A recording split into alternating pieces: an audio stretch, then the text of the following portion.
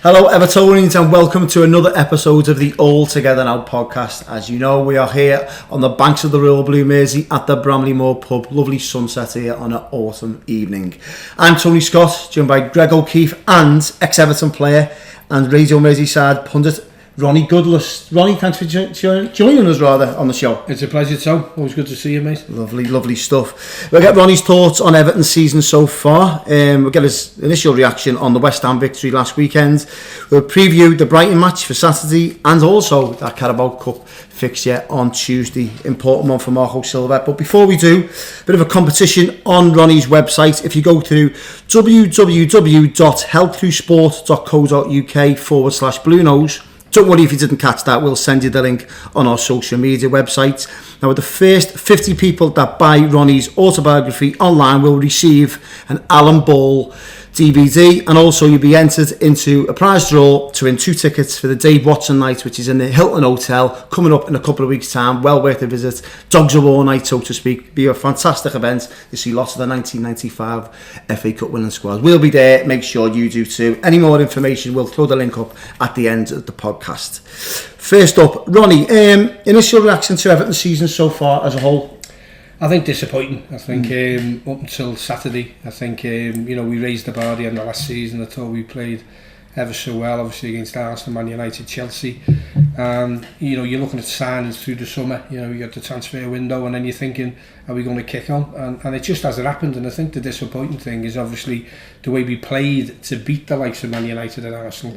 We've gone 2 steps forward and three steps back this season, and that's been massively disappointing. And I think, not just, supporters going the game. You used to love going. The siren's great. I've took to it now. Did you take to it at first? No, I sort of, when I first heard it, you do, but, if you're messing around with Z cars, stop it, mate. We know since we were kids, don't sort of tangle with that. But then it grew on me. The support is fantastic, and they really embraced it. I think the performances towards the end of last year, as I say, was tremendous. So real optimistic then for the following season, which is this season. And it just hasn't happened. I think slow play, 2 defensive midfield players at home. Why? You're looking at players who should be playing. They wasn't. Does he know his best team? And then for weeks, it could be months in the start of the season. Why did you wait so long? And again, it might be a little bit controversial throwing it in the hat. I think he's touch lucky Saturday, because if all the midfield players were fit, I don't think Tom Davies would have played. Yeah, true. And then you've got Sidibe at right back. If Seamus hadn't got the second yellow, he'd have played. Yeah. So you look at 5 changes, a couple enforced. So again, I don't want to take the gloss off Marco Silva too much, because he needs it. Yeah. But that's how Everton should play. Supporters, I'm not saying the old Everton way, but fighting for the ball, bit of passion, playing the ball quicker, playing it forward, not sideways and back, not too many touches. So again, I thought it could have been 4 or 5 Saturday with a little bit of luck, but again, it was encouraging the performance, as I say, and system that we played, that hopefully will go to Brighton. Maybe you'll touch on Brighton later, but we need to be positive. And again, from a performance like that, don't lower the bar anymore. We've got a battle for everything, which we did on Saturday, and I don't think anyone can go away from Goodison on Saturday disappointed. Maybe Pellegrini would have done and the West Ham would, but I don't think any Evertonian could, and hopefully it'll continue. We've spoke, haven't we, Greg, this week, or the past couple of defeats, and we've said the most disappointing aspect about all this is that the top 6, the top 4 even, is wide open this season, and that's the infuriating thing about it, that we've had 4 defeats on the spin. If you could have picked up a couple of wins in there, you're not saying to win all 4, don't get me wrong, but I think because it's wide open this season, the top 2 are well away, but apart from that, it's still a golden opportunity, isn't it? But again, when you think how poor we've been, and we've only, well, when I say only, we beat West Ham, the amount of times other teams were slipping up as well, and we couldn't capitalise on it, is incredible. I thought we'd be virtually bottom of the league. 7 points off third. Exactly. So when you look at the top, well, I'm like yourself, take Liverpool and Man City out the equation. Yeah. Anyone can finish anywhere. I think you get the run, and I think the disappointing thing again, and no disrespect to the teams that we played, take Man City out of it, you'd have picked those fixtures. Now that's the thing when the old group of death. I think when December comes around, the fixtures come thick and fast against quality opposition. So we need to pick the points up. But again, you sort of look at it, 3, 4, 5 wins on the bounce, you're up there, and that's where all you can say. You can't do nothing about the games that we've already played, but we can with the future ones. And as I say, if he starts changing it again for Brighton, I think there'll be questions asked, because again, I think it's a DB spot on. I thought he was tremendous. He played against Sheffield Wednesday that we've seen, so the standard doesn't scare him. Iwobi has a 10. Well, Iwobi is I think that's his position. I really do. I think his work rate. When you talk about ages, I don't like mentioning ages, but when he came from Arsenal, it was a big surprise. I think nobody saw it coming, but it's weird to play him. But I think with Bernard, he got the best out of Richarlison as well. You've got to raise it when people come in the team. You want that shirt for the next week, so you've got to do it. It will be again. I've been impressed with him. I really have. For a young lad to come to a new club, and he's been switched here, there, and everywhere. That he's found where he wants to play, and then I think a kick up the backside for Sigurdsson. When Sigurdsson come on, we know he's got that quality in his locker. But he hasn't shown it enough. The consistency is unbelievable. If you can get Jack Wilshere to get back in the ground again, you're a player. But again, if you play him, is he going to go back to this slow play? Is he going to be? And Tom Davies, as I say, we'll give Marco a little bit of a walkover. But the Tom Davies, it's going forward. Gomez going forward. I think he was tremendous as well. Yerry Mina at the back's settled in great. I think he's been the player of the season up to now. And again, the manager's got to look at himself to say, well, why have you waited so long to make this formation and the players that you've played today? Is it been suspensions or injuries, or do you genuinely think that Tom Davies has got a real future at the club? Because again, he was way down the pecking order.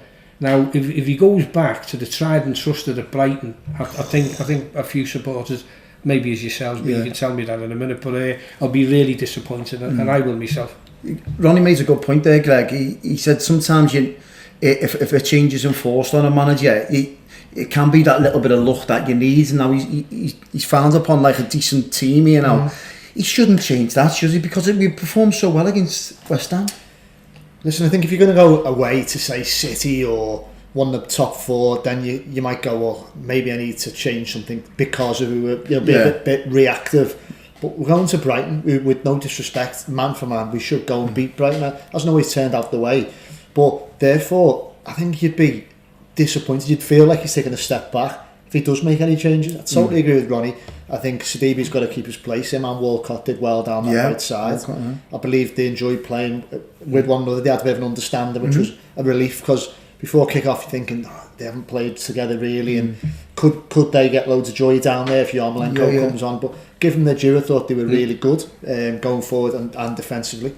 Thought Sidibe's stats, I had a little look at them, and I'm not trying to deputise for David, no one can do, but they were better than Coleman's have been in recent weeks in terms of how he played on Saturday. Ball retention, his pass accuracy going forward. Looking up, Greg, it was just to have someone getting to that byline and not guesswork, not just chipping the ball and open to someone to come in. He actually looks up to Sidibe and looks to pick a player out. It's not obvious, is it? No, you're right. Yeah, he's got that, and I felt, even at Sheffield Wednesday, I know he created the goal, but he still looked a little bit off it. But for me, he looks like he's getting there match fitness wise. Now he's getting to grips with the Premier League, so that was great. He's got to play. What pleased you the most about the West Ham victory? I'd probably pick up on what Ronnie was saying about Iwobi in that 10 role. And again, it was interesting what you said, that since he's come, he has pretty much played all along that front foot. And he could have, he's obviously not precious, which I like. He's a good game lad, he'll have a go. He could be thinking like, what's just give me a settled position. But he hasn't. He's got on with it. And he plays there for his country. And you can see why now. Whole team's based around him for that year, it wasn't a perfect performance, but I think it was more dynamic, with more movement than Gylfi's produced for a while. And I sort of hope he's done enough to earn his place, despite Gylfi coming out and scoring that goal, which was great. Don't get me wrong. That's what he's in the team for. But when as you say, when he's not doing it, And when he's slowing the play down a bit, you get frustrated, don't you? But again, when you're getting tired as well, I mean, it's a squad game. But I think it'd be a slap in the face if Iwobi doesn't play. Same, and this is what you've got to look at. And again, if Seamus comes back, you know, again, I go back to the tried and trusted. See, managers have got to be brave as well as players. Yeah. And you know, you're spot on over Brighton. You know, it's not Barcelona. You know what I mean? So you go there. We need momentum. Yeah. Before we really get to December, we beat Watford. You know, we were talking about it before over where we could be. Yeah. So we go to Brighton, win. There's back-to-back wins. We've got Tottenham at home until the other night. You know, we weren't putting up any trees. Yeah. And I think they'd be really fearful of us. I think the crowd would be fantastic. Tottenham haven't won away since January. Well, I watched them tonight. I mean, Red Star wasn't very good, but I mean, they were poor. Now, obviously, they play a certain team across the park before they play us. So if they get a draw there, they'll be delighted. But you know, it's set up for us. And again, going back to the manager, that's what we should be, the least that we expect, at least when we go to Goodison, is say we're going to attack teams. You're going to worry about us today. You're right over the fitness of Sidibe. I was at the Sheffield Wednesday game. You know, he's a player, and when you get your head up, he'll deliver an end product. I mean, the switch of play, you'd have paid £38 just to see that. So again, he can see things, and he's doing it instead of an extra touch. Shall I? He's doing it instantly. So you know that's another good point in the game. I think I'll go back to the Yerry Mina. I don't know who you gave for man of the match, but he was my man of the match. He was my man of the match. I think absolutely outstanding. I mean, he's carrying sort of Keane now, where when he first come into the team, he's shown why we paid the money. You know, Colombian international, and I think everything about him is what we need. Hopefully he's fit for Brighton, but I thought he was outstanding. More importantly, if you subscribe to the Athletic, you would have read an interesting piece on Everton's defence. I didn't write it then. Greg, explain more about Everton's defensive change over the weekend. And it was a significant change, wasn't it? Because we've on this podcast, in the streets, and in the booze after my the dad's even your alpha. My dad goes mad when I mention zonal marking to my dad. Smoke comes out of his ears. It's been John the Q. Listen, it's been a bugbear. It's been a talking point for Blues for a long time. Under Silver, hasn't it? And I was chatting to someone after, I won't say, but was telling me that they changed it. They went man for man. And that for me is a significant compromise by the manager, who set a stall out on zonal. He defended it non-stop. He seemed to rectify last season, doing a mix towards the end, but mainly still zonal. And by all accounts, by the way, I'm not trying to claim I noticed it during the game, because I didn't, to be honest. but I've been told subsequently that I think West Ham only had 2 corners, so it's maybe not. And this was the back end of the game as well. And they weren't defended flawlessly. I know, But interestingly, they did go man for man. So he's obviously said it wasn't working. Let's try something different. We haven't conceded by hook or by crook from a set piece. So it'll be interesting to see against Brighton, who've got maybe a different threat from set pieces with the 2 centre backs, and whether we persist with that or go back to zonal. Like, what do you two think? What should we do? No, but again, you see, it's this sort of home and away. You know, for me, we should be a good side away from home. It's set up for us. If you've got Mina and Keane winning headers, it's a bit like Brighton with Dungan, with Shane Duffy plays. But you've got it where we've got 2 better full-backs by far. We've got Dean bombing on or whatever, but they're compact, they're quick, good defender. I mean, Dean has impressed me with his heading ability, to be honest. So when you look at that, but you don't want to be going back to 2 defensive midfield plays again. You just want to say, look, we've done really well against West Ham. Kept the clean sheet. Let's keep it the same. And players are comfortable. I think the likes of Michael Keane and certain players, if you just go Mark Tony, it's happy days. It's not like, well, that's your area and that's your area, and if he comes across that, if you go, that's where you get the doubt. Well, as a player, as a player, if you were to be in that dressing room at Finch Farm on maybe Thursday or Friday, when Marco Silvers came in and said, boys, we're going to scrap the zonal marking now, we're going to go man for man, how would you felt if you've seen your manager change his opinion on the way he sees the team he wants to play? No, but I think the way it's gone on for too long. I think you'd say, why has it took you so long? With some. Do you think that's what players would have felt? Oh yeah, I think they'd say. I know so. Whispers and that they wasn't happy with it. But when you've got a manager, if you've got to play in the team, you've got to do what the manager says. But when you say around to players who want to head the ball, You just say, there's the man, you stop him. And it's simple, it's clear. There's the instructions. And I can't get my head around this continental thing, because it's come from the continent. Yeah, of course, You ask any top draw sort of players from this country, you know, you want to be touch tight. And the good thing is, you know whose fault it is when it ends up in the back of the net. Yeah, you know accountability, there's honesty. Exactly. So it's everyone, it's out there. And I think it's better to say, hopefully we don't go back to it. But I think against Brighton, it must be proved that it works. You know, let's do it again. Greg, have we seen now a change in Marco Silva now, where we all questioned him that has he got the heart to change? He's not adamant on the way. It's actually refreshing now that we've got a manager that can change and has got a plan B, isn't it? Well, we all thought that he was just so stubborn they wouldn't change it. Yeah, he was in danger of being drummed into the same sort of bill as Roberto Martinez, where I thought, especially after the Burnley game, and he's come out, and I was there, you were there as well, weren't you? And he's half done a Martinez and said, I thought we played well, controlled the game, we deserve more from it. And you're saying, I know what you mean, like Burnley were terrible. Yeah, we did, but you can't come and sit there and say you controlled the game. You just got beaten by Burnley away. And the fact that they're terrible, and the context of it, what's been spent, what our aspirations are compared to Burnley, don't sit there and try and kid the fans. He was in danger of morphing into Martinez, and he was in danger of that with his sort of absolute refusal to change. And the fact that he has done before on Saturday, for me, might have not saved his job, but give him an extra lifeline with the fans. They might have gone, all right, I'll pause judgment on this guy for now, because he was in danger of losing him, I felt. But I think he has saved his job. I mean, you think the pressure be back on him if he gets beat? No, well, I think with sort of pressure-wise again, and we've been there when, you know, we've played awful. But again, if we'd have lost to West Ham, or even drew, the supporters wouldn't be happy at all. No. And then what you do at Brighton? Do you revert to norm? And does he turn and say, well, that hasn't worked today, I'll go back. So again, it's great that he has changed. You've got to have, you know, all right, the plan B or whatever, but even you know, you said before about changing it in a game, you've got to do it in a game. You know, if you're getting overrun in midfield, you know, chuck another person in, you know, at the back, if you're playing 3 at the back and it's not working, go 2 or 4. You've got to do it instant. But the thing with him, at least he can learn by it. But as I say, I hope he just doesn't go back thinking that's a one-off game. It's worked okay. But again, I'm not saying he's lucky all the time. But, you know, say Snyder would have been playing. You know, he's tall, he can edit. He might have went zone. You know, you don't know. You know what I mean? So you're thinking, you're thinking height-wise, Gomez in. I do, seriously, and I don't want to, when I say I don't want to say too much of it, you know, one swallow doesn't make a summer. And again, we're going to Brighton, and you've mentioned it before, not putting up any trees. They're struggling this year, and I think they're struggling to the end of the season. We've got to go there positive, and again, sort of with players who you know, can hit teams. And that's, when you think, when Bernard's playing, Richarlison, Iwobi, Walcott, why do you need 2 defensive midfield players? I know you've got to win the ball back, but they'll be chasing, hopefully, us all over the park, thinking, you know, can you get the ball off us with a threat? And I think, I keep saying it when we're away from home, there's pace in the team.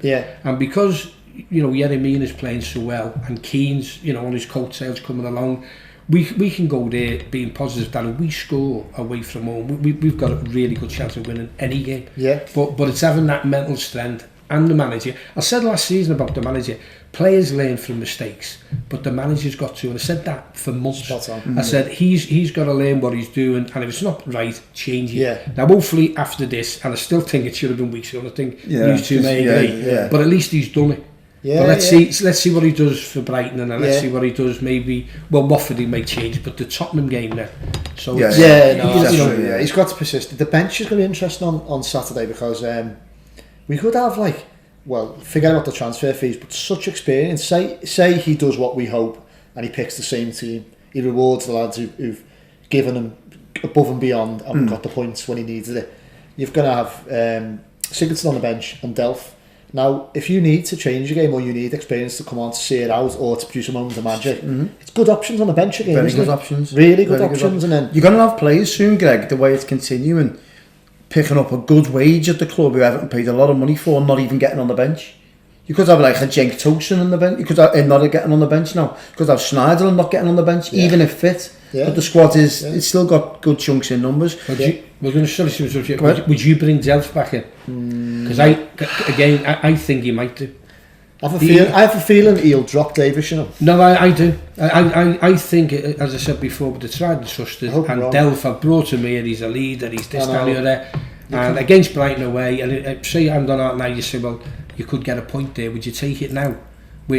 I keep saying over December, we need 3 points at Brighton. It'll kill the lads as well. Exactly, but if you drop him after that and you're thinking, you know, I was way down the pecking order, I've just played the way I've done at Goodison, and you drop me, and then they all start getting fit, he's down the pecking order again. But having said that, there's Calvert-Lewin scored 4 and 4. Now he was dropped for a right winger playing up front. Yeah, true. Look, I'm not going to be two-faced and say I haven't always been Tom Davies' biggest fan as a player. Sometimes I've felt when I repeat myself, I know, but he shouldn't have been given the captain's armband. I felt that was a mistake for him as well as for the club.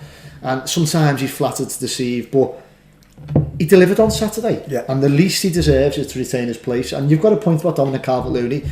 We spoke about his lack of goals, and he starts scoring. But he stunk the gaff out of Burnley, in fairness, whereas Davies didn't.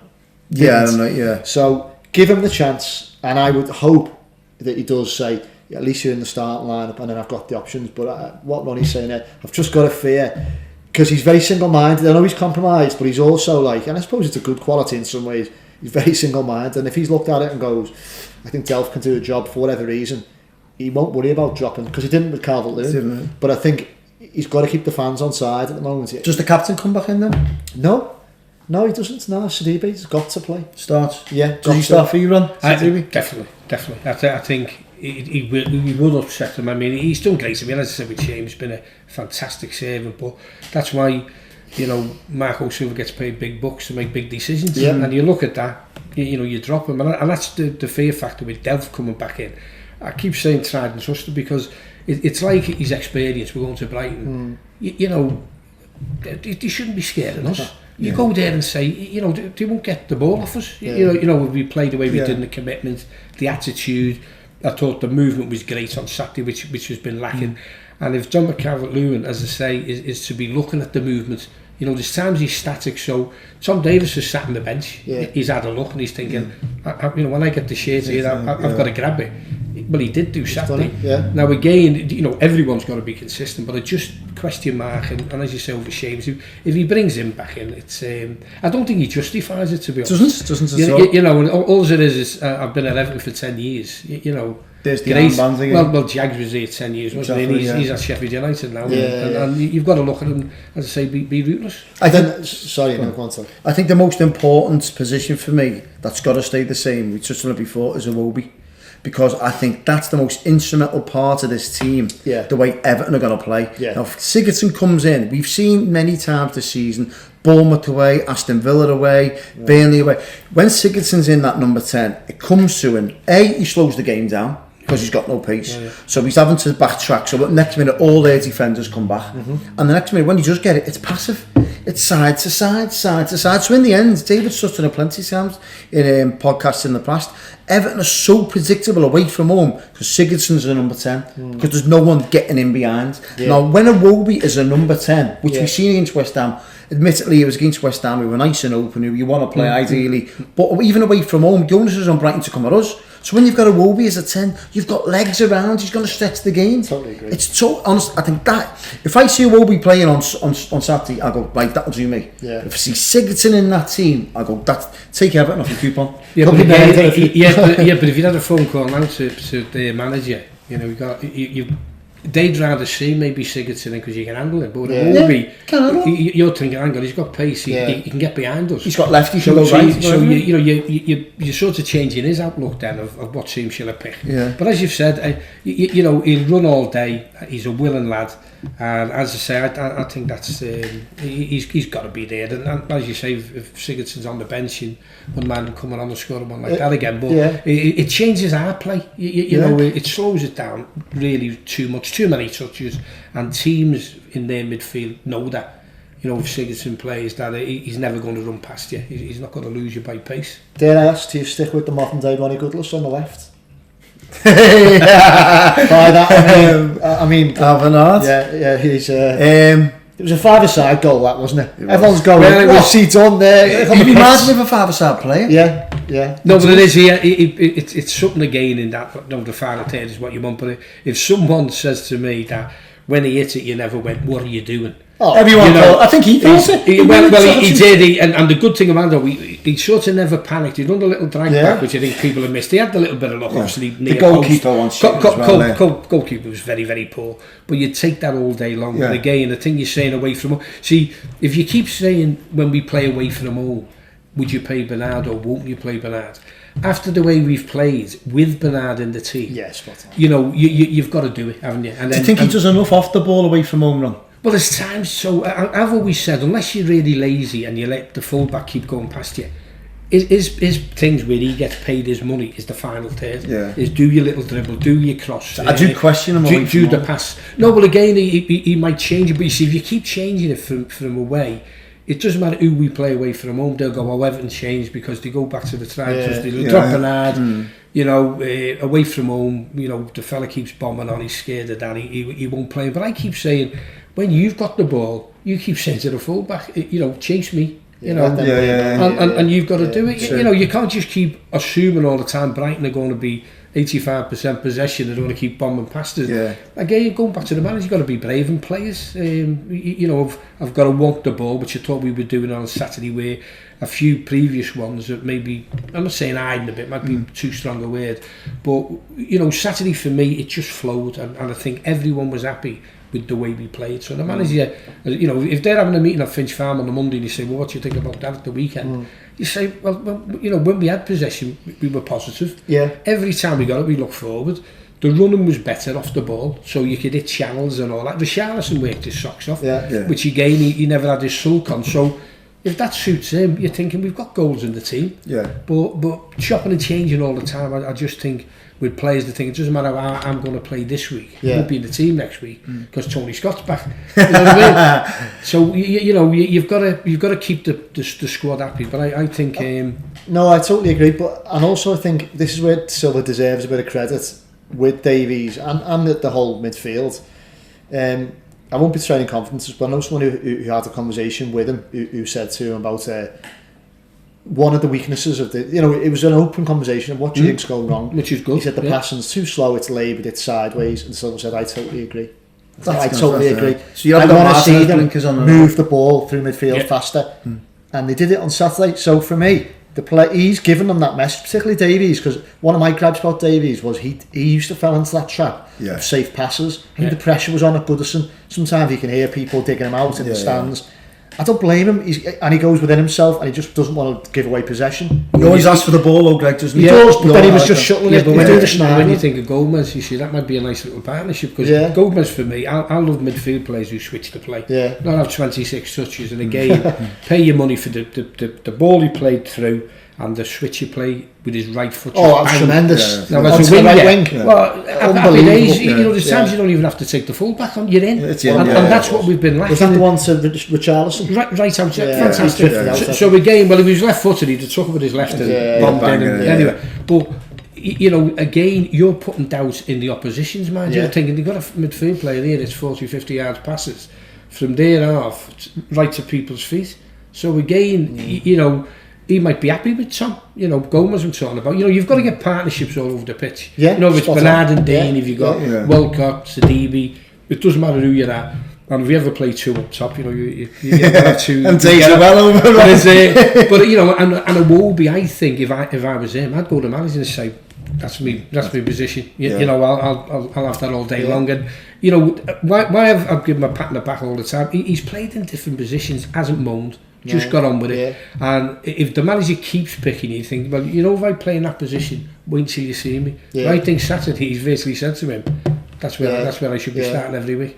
Well, as our cameraman's been banging the drum for a while about why Everton have lost 4 on the spin, and all of a sudden a player comes in and we win. Andre Gomez, is he a key factor on Saturday and going forward to how we approach the game? Absolutely, and like Ron's just said, that ability to, I'd say, put your foot, not even put your foot on the ball, to get it, to turn, and then to produce a pass like that into the channel, switch the play. We've badly been craving for that. And when you've got, like, I like Delph, Schneidlin, it's difficult, isn't it? But I know sometimes you can do a job against like the cities of this world. It's difficult to find a positive to be honest. But he's got his qualities. But neither of them are very creative. And if you start with the two of them, then you sort of know what you're going to get. Totally different world when you had Davis and Gomez. Gomez on form, fit again. Everton's best midfielder, isn't he? Oh, comfortably, yeah. Do you remember him in the second half? He was strong. He tried to get the ball off him, and he just rolled them and turned them because he can switch the play, but he can still do the little 5-10 yards, his little 1-2 and get it back. Yeah. He's got a brain. Yeah. So you know, you start thinking, I'm not going to keep switching it all day. So as you're going to do it, a bit like Jack Wilshere, he's dived in on Sigurdsson, ta-da. And Gomez, he's got everything in his locker. Guy Neville said, didn't he, that obviously when he managed them, you forget that he managed them briefly at Valencia. And he said he was head and shoulders up my best midfielder. He's a confidence player, isn't he? I think so, yeah. And it's debatable if he's been fully fit. Ribs is a funny one. I don't know if you ever had it. No, his fitness level is spot on, Greg. It's hard, and in your ribs, honestly, even when you're breathing and you cough, it's hitting you, so there's nothing you can do about it. But if he's fully fit all the time, I think he's just going to get better and better. But he doesn't shake the physicality as well. No. So you're sort of looking at it, I mean, really encouraged from the performances of most of all the players. But I just think it's down to the manager now to keep picking them. And as I say, it's confidence all the time. You know, say in 10 games' time, we've always been playing in the number 10. And then you've got certain players, you know, as I say, going back to these partnerships all over the pitch. It's different. And you're saying to your Seamus Combs then and other players, if you want to get in the team, you've got to wait, and you've got to, let's see you to train and let's see you know, when you get the chance or the opportunity to come, and you've got to take That's what Walcott did. You know, if Mina isn't fit, that bar's still shaking, by the way.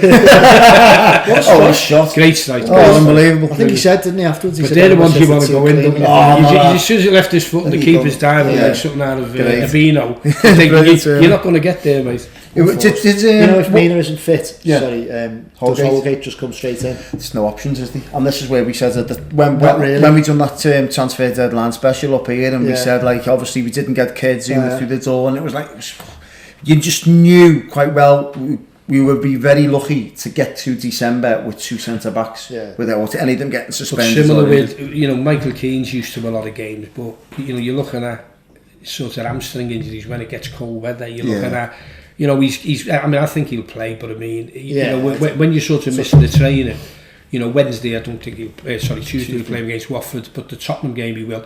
But one of them gets in. I mean, if Yerry Mina gets injured, I mean, he's a big miss. Has he surprised you how good he is in the opposite end of the box as well? Well, the both. I mean, he scored against England. I used to watch him, as I say, you know, not over 90 minutes, but I mean, every time I looked at him, I said he's a beast. I mean, you're looking at defensively. A bit when Duncan Ferguson used to, you know, there's a header there and Duncan wants to win it, there's only going to be one winner. Yerry Mina's the same. And I think he's grew with adapting to the Premier League. And as I say, the more games you play, the better he's going to get. But I just think, you know, coming up to, the, you know, not just December, but there's a lot of games over the Christmas, you know, period. You know, one of them is, I think, is going to be 8 or something. But no disrespect to Mason coming in. You know, our best 11, I think on the day, like the West Ham, I'll give games to anybody, but it's having that confidence to keep winning, keep going out there when we've got the ball, try and get it off us and create things. But at the back, and Marcel Brands, I'm not saying he's got a lot to answer for, he's got to get another centre half in. Oh, definitely. You know, there's no ifs, buts and maybes, no excuses, or we went for him, we've done that. We had to get someone in. And definitely. I think if any of them are missing, it's going to be a blow. Would it be about Greg if he's not playing and Holgate's in against Brighton? Because as Ronnie's just touched on there, Shane Duffy, you've got Duncan there as well, Glenn Murray. These are a physical team from set pieces themselves, aren't they? Yeah, I mean, Holgate probably makes sense. I'm not his biggest fan, but I know he's got his attributes. He's quite comfortable on the ball, isn't he? But in terms of, like, you know, Dominic or you're right, they've got some big lads. It'd been loosely mentioned that Sidibe could play centre-back, so I hope he doesn't say, well, alright, I'll play him there and bring Seamus in, because too much change. I think that's a massive change, and asking the lad to play centre-back against Brighton, I just don't think it's the greatest idea in the world. So yeah, Holgate should come in, and again, it's his opportunity to prove that he's got a future at Everton in the sense of defence, because if he comes in and takes the opportunity the way Davies did, and the way Calvert-Lewin has at times this season, fair play to him. I don't think he's got, you know, there's a reason why they were desperate to buy Zuma, and there's a reason why Ronnie's rightly saying it was a black mark on our summer recruitment by not getting anyone in. and I think he'll try in January. He's got to Aldgate, remember he played against Lincoln, he got bullied. Yeah, he did. And again, it's a bit like Tom. Yeah. It's not like playing in the under 23s. When you step that, that level, it's something different. Yeah, and then it's a big game for him. And as you said, whether January he'll go back out and loan or what, or stay here and compete if he does play. Yeah. Could be make a break for him, really. Because if he does play well, his Everton career's back on track. Right. But if he doesn't, you can see him just filtering away. I think Mina will play. Hopefully, fingers crossed. What's most... Well, I'm going to put you on the spot here, Greg. What's more important, Brighton or Watford on Tuesday? It's a good question. The thing is, you can't really treat them in isolation, because if you get beaten by Brighton, I think as Ronnie, one of you alluded to earlier, the pressure's right back on. But all right, you've asked me a question. I think Watford's more important. I agree. Because you've got the chance to get into, and the thing we said before we started recording, if you get to the quarterfinals, it sort of feels like it's potentially opening up, doesn't it? Yeah. And for a club so desperate for the trophy as us, you'd almost take a point at Brighton as long as you beat Watford and you go into. I would agree with that. So for me, it's Watford. Yeah. You agree, Ron? I think I would. I think again the silverware, it's far too long for a club like Everton Football Club 95. Do us a favour. But I mean, you sort of look at Watford, and it's been a good draw, hasn't it? Lincoln, Sheffield Wednesday, Watford. Yeah, it's in the stars. I mean, you've got Chelsea playing. I was nearly ordered in my suit last week. He said that to me. I remember after we beat, we played Norwich or someone in the League Cup last year. I've got me suit ready. Well, you've got the quarterfinals, you said, and a decent. You're in the semi-final. It's there. It's in touching distance. Yeah. But I just think it's something that we need, and that'd be a great scenario, to be honest. Brighton, a point, and then to get a win. But you don't know what team Watford are going to put out. Again, new managers just come in. They're not playing at the best, but they had a decent result at Tottenham. Obviously played well. We've got a couple of players we were after. But if we lost at Watford and then we've got Tottenham at home, you just think the season could be over then. It's the old 2 step forward, 4 steps back. You know what I mean? But no, we've definitely got to win the Watford game. A fair play to Everton as well. They've reduced tickets, concessions. I think it's a 5 kids, so they want to generate a full house on Tuesday, isn't it? No, they've been brilliant staff for a long time. I think they've been savvy on freezing season ticket prices for starters, and knowing when to give a little bit back.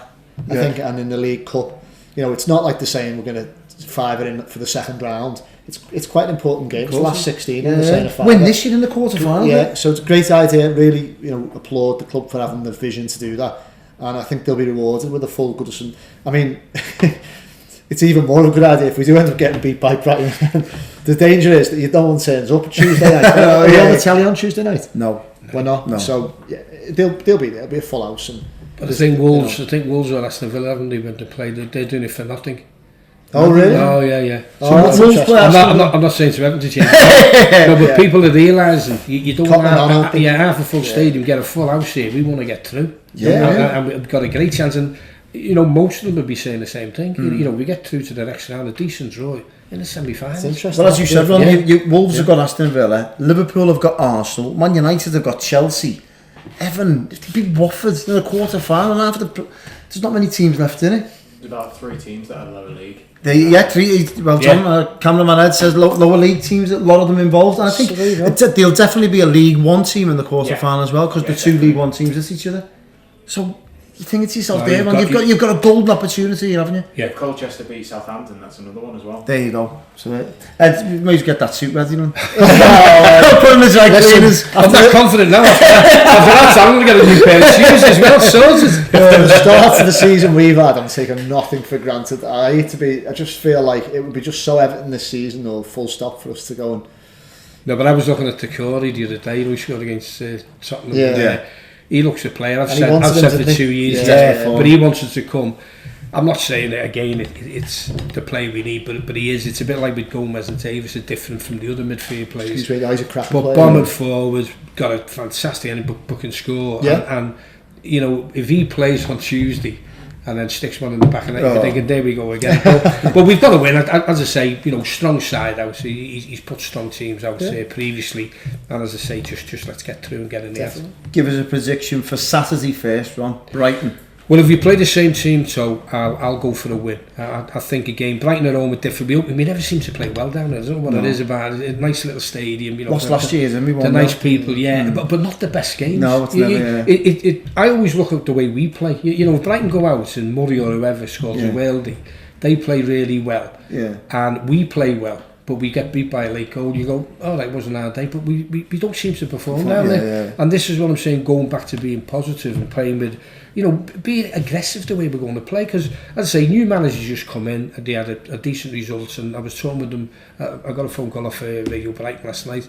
But we were talking about they were unlucky against Aston Villa because they had one sent off. Yeah, got beat 2-1, didn't he? Well, Moyes a good player. I like them at Huddersfield, but he got sent off, so he won't be available. Oh, he did, didn't he? And then you're looking at they were winning 1-0, and then they ended up getting beat 2-1. So down to them, you know, a sort of enthusiastic team as well, and play football the right way. They like to attack. So again, I just think, you know, a great opportunity for us to pick a positive team. Just don't go down there to nullify them and think we can steal one at the end. You know, let's go there and say, well, you worry about us.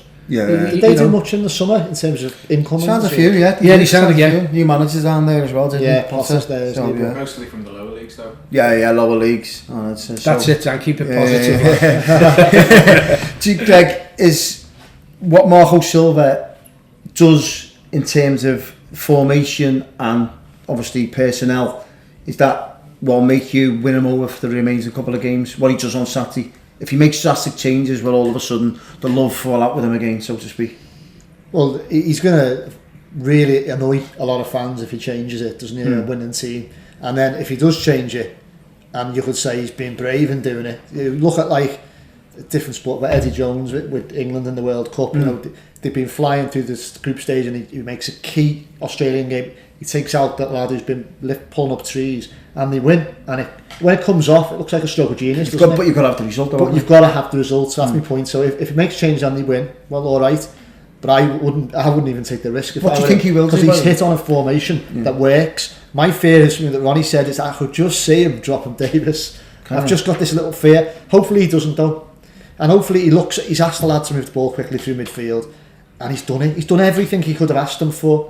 I think his passing accuracy was the highest in the midfield, even more so than Gomez. That's interesting. So he couldn't do any more. And then if you're getting dropped, I just think, like I said earlier, I just think it destroys the lad's confidence. So hopefully, I think he'll pick the same team. But I've just got that little lingering doubt whether Delph. He seems to really like Delph, doesn't he? Especially on away games. Yeah. You know, straight in the team when he's fit again. But that's why I like Delph, but you can't drop Davies after that. No, but I think that's why the pressure's back on the manager. Because as you say, unless we win at Brighton and he makes one change, you know, and it is Davis, the pressure's right back. And I think again, it's like before the West Ham game, because you'll be turning up against Watford. Yeah. This is another game we've got to win, which we have. It doesn't matter how we get on against Brighton, we've got to win. Yeah.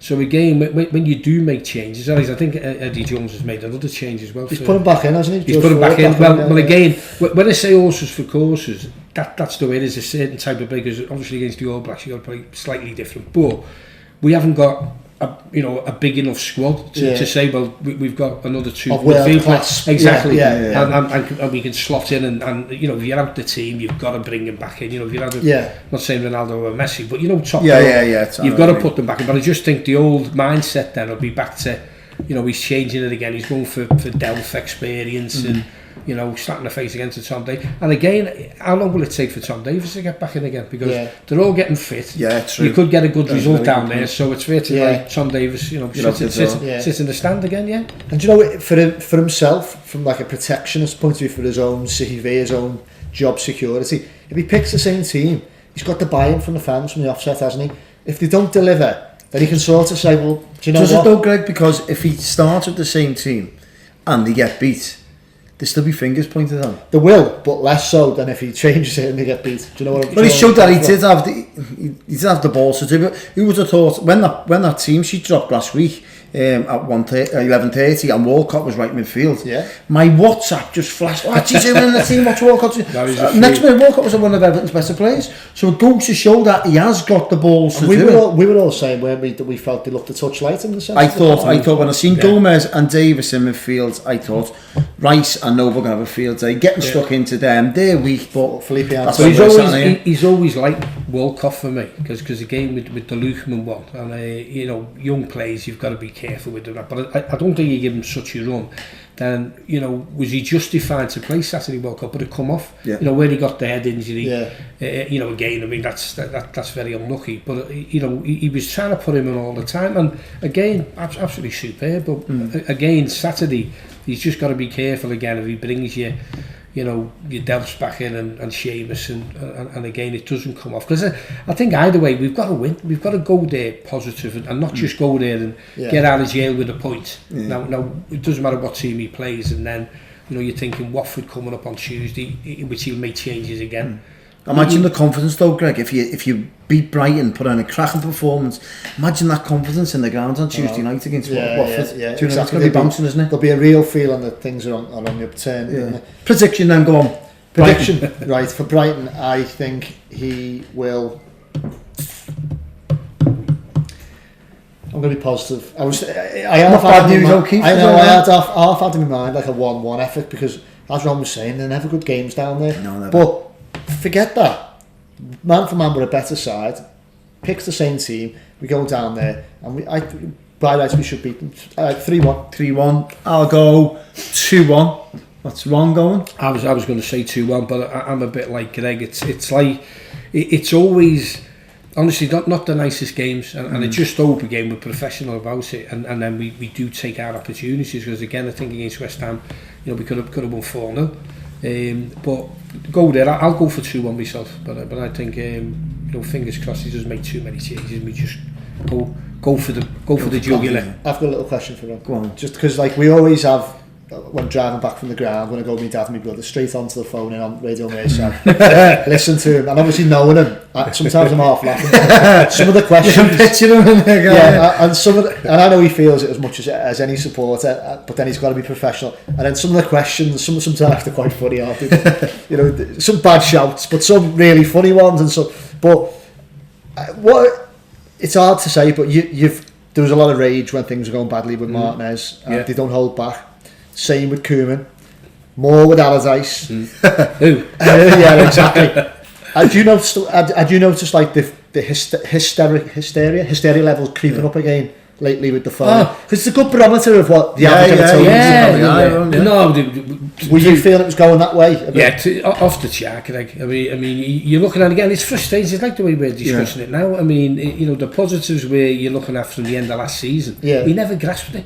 Because we never played that way, and you're thinking, why is he playing two defensive plays against, you know, hand-picked, I'd say, besides Man City, those first 6 games, we should have had 14 points, easy, and that's maybe being a little bit liberal, but you're thinking, you go there to Goodison, here we go, we're going to slow passing, sideways, backwards, and as you say with the phone in, you know, I usually say, you know, to the producer, I'll have to put my crash helmet on today, but you know, it's frustration, as you say, but a lot of the time, why is he doing this? Why is he playing like that?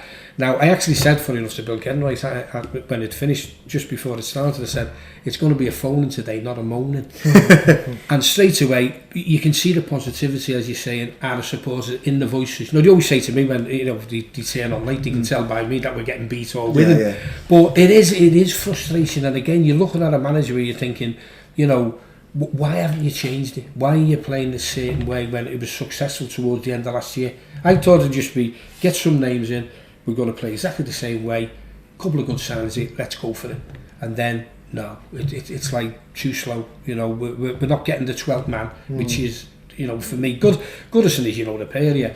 It rocks, it really is. Great stadium. I've got West Ham supporters at the end of the game going, I'm going to miss this ground myself. And I'm saying, you are. You know. But it is, honestly, well, my dad's ashes are in the Gladys Street end. I don't know if I've ever told you that, but anyway, you know, so every time I go, I say a little prayer.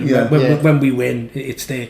But what a fantastic stadium. So you're losing that, and straight away you're playing this way, and people were turning up not really excited. You're thinking, here we go. And as you said before, when you get the team sheets before anyone else does, you're thinking, what's he doing at this again? You know, and he's picking him again, and and it was going really poorly. And then when we got to Saturday, I was a bit like yourselves. I was thinking, you know, this team for me, it's not going to scare West Ham's dressing room. Yeah. But it was the attitude of the way we played. So straight away, first 10-15 minutes, you think, I'll have a bit of this. Yeah. And that's the way we've got to carry it on. But I just think again, you know, Goodison when it's bouncing, bring it on. I can't, honestly, I love it. And I think your Tottenhams and all these, you know, they know what it's like when it's bouncing. But when it's a little bit quiet, a little bit, you know, are the players going to excite the supporters, which I always think it should be. You know, supporters should get behind it, but we should say, right, give us the ball, I'll show you what I'm going to do today. Yeah. And I don't think that was happening enough. But at least on Saturday, everyone wanted the ball. The movement was great. The passing was crisp, quick. Tempo was great. I don't think you could knock it. The only thing that really could knock it maybe should have been 4-0 instead of 2-0. But clean sheet, so right through the team, everyone deserves a pat on the back. But hopefully we'll be talking like this at Brighton instead of, you know, why he made a couple of changes and brought those certain players back. Before we wrap up, Ron, you just touched about Goodison Park there. We briefly had a little walk over to the Bramley Moore dock on the site before as well, didn't we? As a fan, as a player, and now involved in the media, Goodison Park for you, how are you're gonna miss it so much? It's gonna cry my eyes out, seriously. I mean, I know I'm a grown man, I'm nearly 40 now. But it's gonna be so sad. I still get, you know, when you hear Z cars, or like the sound and the Z cars, the ears on the back of your neck, I've got my headphones on, I'm doing the thing, everyone coming down, letting on. You know, you know, if you could turn the clock back, I'd love it. But to leave there, it's going to be heartbreaking, but it's got to be done. And as you've said, so when you look at the place over there and we get a stadium, you know, world-class stadium, we've got to get sort of the atmosphere again the way it was at Goodison today. And I know Mice is trying to design it, but that last game is going to be, I don't think you'll get a ticket. I think they'll be on the roofs, the church again, like it used to be in the 70s when they used to be, you know, sitting on the church, to be there. But it'd be a sad occasion. But again, it'd be a dry eye in the house, wouldn't it? But I think that as well. So this is why players and we've got to go out. You know, every game we're playing one game less to when we move out of there. So let's make it an occasion. Every time we go there, any team that comes, if you're going to get anything out of us, you know, 1 point or 3. You got to have to roll your sleeves up because you know we're not going to give you nothing, and I think it should be that way. But it's going to be sad. It really is going to be sad, isn't it, Greg? Yeah, it just got me thinking what he was saying then about like the actual last game. It's just going to be. I mean, I don't know about yourselves as a broadcaster, you know, journalism wise.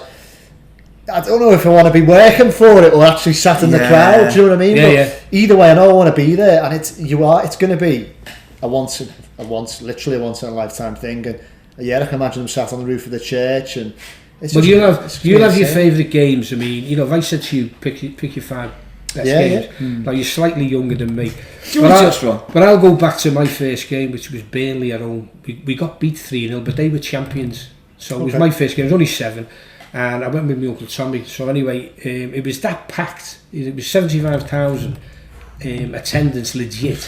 There was over 80,000 there. I can't believe that. And you'll have it round the ground about 3,000. But we were getting squashed in the Gladys Street end, so I had to get lifted out. So I'm behind the goal. Someone said there's a photo of any of it. But I was this far from Albert Dunlop, who was in goal. And there was 5 players who I ended up had friends. Billy Bingham played, who gave me my debut. Yeah. You've got Jimmy Gabriel, you had Labby, you know, Brown, a really good friend of mine. And then you sort of look through the team and you go, you know, this is the way it is now. When you sort of end up with your debut, you know, you end up playing. But I go there now, as you're saying, as a broadcaster, but I still look around like I'm a 7-year-old kid coming back again. Yeah. And that's where I say to players, when you look down at them and think, there's 40,000 people here, and you'd love to be wearing the Royal Blue jersey that you've got on, and you're going out and you're not trying a leg. Now we've named a couple of midfield players. Just a bit, Well, I don't know how they're still at the club, but anyway, they are, and a few other players. That's the least you'd expect. And then, as I say, every game that goes by, it's one less than. I'm just looking back to the old lady. Just looking at this when he's talking about it, and like there he is doing it. Do you know what I mean? And just think, just like. I suppose it's an iconic kit. I like that kit. Everyone always says about the diamonds on it. But I always say, that you should be privileged coming to our club. And I've said over the Bowley DVD, by the way, Bowley for me was the epitome of Everton Football Club. The only one player better than is Dixie D, which if he scores 60 goals in a season, but he's the main man. He loved the club. Everything about him is what Everton Football Club, where we want it to be again. Having winning trophies. Every time we go to that, sort of home or away, Everton Football Club are going to compete. And that's where I've sort of said in my book about it. But I'm like yourselves, I don't get paid off Everton no more. I'm an Everton supporter. And that's why I call the big blue nose, because that's what I am, that's what you are. But it's passing it on to the next generation and players who sign for us. I said, give him a DVD of Bowley. Bowley never mentions Everton once. I'll get you one of them, by the way, Dan. The way you're looking. But he talks for 45 minutes. Never mentions Everton once. And he's unbelievable about family, his career. Howard Kendall's on it, myself, Joe Royal, Sharpie, and Ken Rodgers. And he had that thing about every time he walked on a pitch, I'm going to be the best on it. Yeah. And then if you watched him, you just think to yourself, that's the way I want to be. I mean, he was my idol, and then when he ended up obviously doing when I was 15 and you run around Belfield, I'd done his boots. I was the first to get a pair of white boots off him, which if we had them now, we'd put them on eBay and made a fortune. You wouldn't be even. But I think someone's half inched them. But anyway, but you sort of look at that, and again, it's reminding people the way we were, the way we are. We're a massive club, absolutely massive club, but we want to get back there, and hopefully it's on the banks of the Lloyd Blue Mersey down here. But you're sort of looking, as I say, Goodison, it's going to be a few cheers, not just me, but a lot of Evertonians. Definitely, indeed. No better way to end the podcast. Don't forget, if you want to buy Ronnie's book, the first 50 from now, when this podcast goes up, will be guaranteed an Alan Ball DVD, and you'll be entered into that competition. Dave Watson night, that's on November the 29th in the Hilton. You can still buy tickets online. Link in the description below on our YouTube channels and social media outlets. Ronnie, been an absolute pleasure. Thanks for joining us. No problem. So as ever, really good stuff. We'll be back, hopefully, after 3 points against Brighton, and we'll be into the quarter-final of the Carabao Cup. Fingers crossed. Thanks for tuning in.